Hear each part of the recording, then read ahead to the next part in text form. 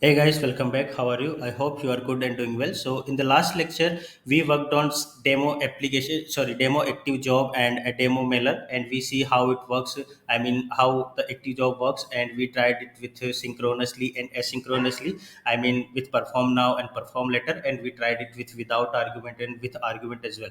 Now, from this lecture, we have to implement active jobs and get it work for our actual users. Okay, I mean we will not do this for demo purpose now, and we will do it for actual users. So now you can see that in the job model we have two callbacks which are sending notification to the job seekers, like whenever a new job posted, and if it is active and user has opted for the appropriate option in the notification setting, we were sending that email using this callback. And if the status changed on applied job for a job seeker, we were sending that email. Okay, so now we need to do this using ActiveJob. So here you can see we were using these callback methods to send the email, and this callback as well after update to send the email. Okay, so now we will remove all this code to the ActiveJob, and we will call ActiveJob in this job model within the callbacks. Okay, so let's create the job first. So here come to the new tab, and here what we will do that Rails G job, and then user notification, or let's say job seeker notification.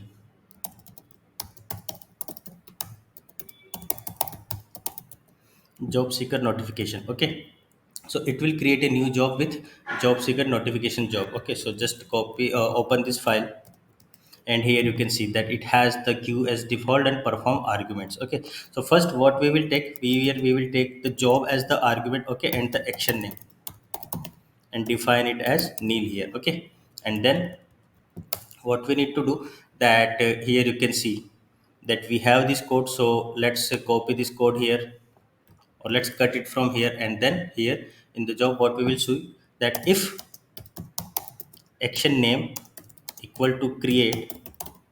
Okay, then we need to perform this kind of things. Okay, so here let's make it notifiable users,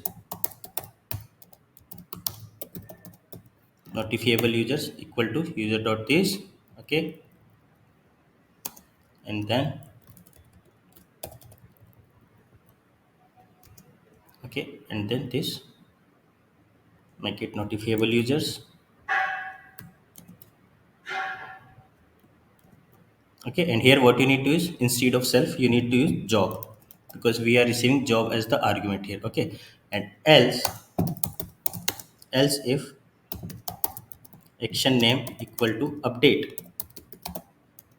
Okay, then we need to do this part which we are doing here. So first let's do this. So here what we need to do that in the update, applied jobs equal to job dot applied jobs, and then here notifiable users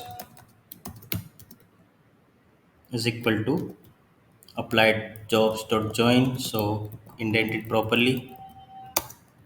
Okay, same for this map as well, indent it properly. And now you can see that we need to call this part. Okay, so just cut it from here, and what we will do here that after this, let's paste it here. Okay, and now we need to call this job. So job seeker notification job into our job.rb. Okay, so here we will call it, and now we don't need this method, so remove it. And then dot perform later. Okay, and then what we need to do, self is the job object here. Okay, we can also pass job, and sometimes you can pass the object id, but I'm not passing the job id here. Why? Because if we pass the job id, then we need to fetch the job into the active job here. For example, if you pass the job id here, so to execute the job you need to fetch the job here from the database first. Okay, so now self, and then action name is create. Okay, and now we need to do the same thing here, that perform later, and action name is update.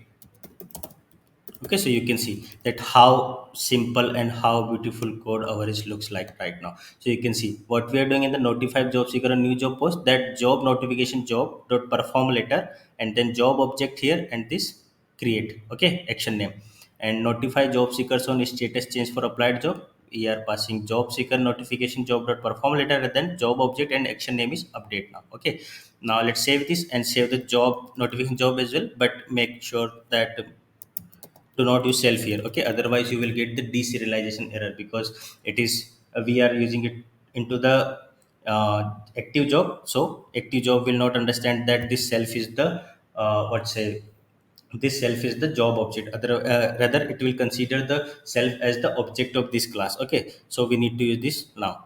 So we said it job, and now we need to test this. So first we will test that if we create a job, whether the job seekers will get the notifications or not. Okay, so now let's go to the browser and post a new job. Okay, so let's say sample job for today, for example, and then pending. Okay, however you can create job with the actual data as well, but just for the testing I'm doing it. So remote, and if you do it freshers and salary range, let's say this, total position this, and then status is active. Okay, and now make some space into the job seeker. Okay, so job worker is empty now, and make some space here.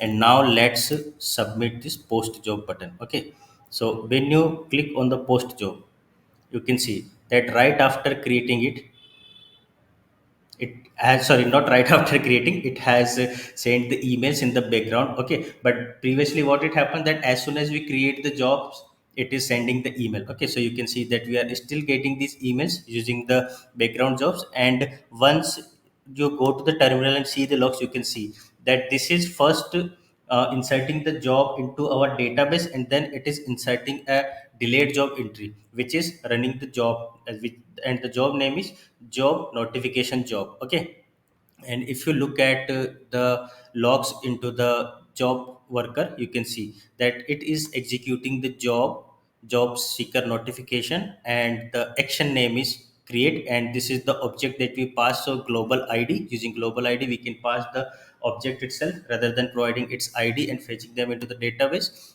from the database. So it is, you can see, one job processed at 3 point just set and zero failed. Okay, so you can see that it shows you two things. Okay, first it is running, and then it's completed. Okay, so here you can see. So now what we need to do, that we need to check this update event, that whether if user applied on a job, and we send the notification whether it is updating it or not. Sorry, when we change its status to closed, whether it is sending email to job seeker or not. Okay, so now let's find this job. What is the job name we created here? So sample job for today. Okay, so let's find this job, sample job for today, and go to the incognito mode where other user is signed in. So go to the companies and view company, and here you can see, so apply on this job. Let's say this is blah blah, whatever number you can provide for it, because we are just testing it right now. Okay, contact number, immediate, and serving notice period. As soon as you submit this, you can see that we send other two email, that one is goes to the job seeker and one is goes to the employer. Okay, so a new application has been received by blah blah blah. Okay, but that is not the concern for now, because we are just using it from the action controller itself. For example, if you go to the applied job model, that after create we are sending these two emails to the users. Okay, but what we need to do now, that we need to check that whether our active job is sending emails or not if we change the status for this job. Okay, so now go to the job edit page and change its status to anything else than active. Let's say closed, and post the job now.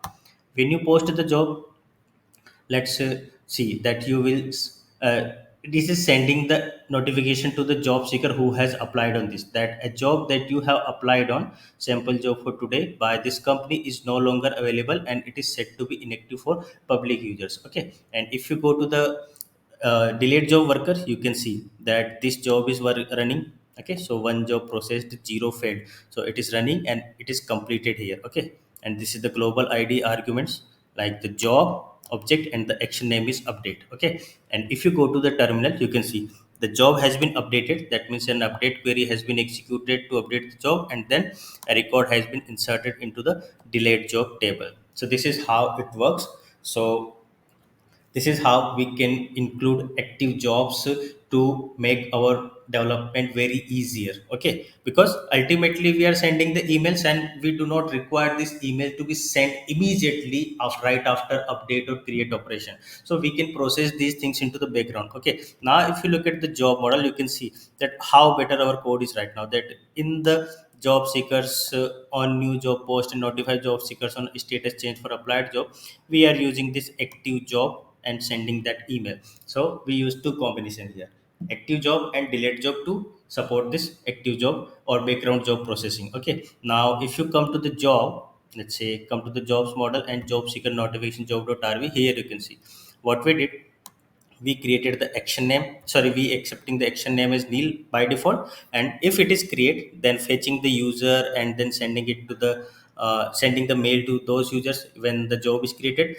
Otherwise, if the action name is update, then fetching the jobs based upon the applied jobs of the job and then send email to them. Okay, so now this is a very better approach. Now in the next lecture, what we will do, that we will create a job to send email for this here applied job. Okay, so right now what we are doing, that we are doing it right here in the model. So we will create a notification mailer job for the applied job notifications, let's say, and then we will send these emails to job seekers and employer from that active job. Okay, so this is what we need to do work as next. Okay, so I hope you got the idea, like how we can use actually active jobs in our project for real world purpose uses. Okay, so follow this and we will meet into the next lecture. Till then, Tata, goodbye, take care, stay safe.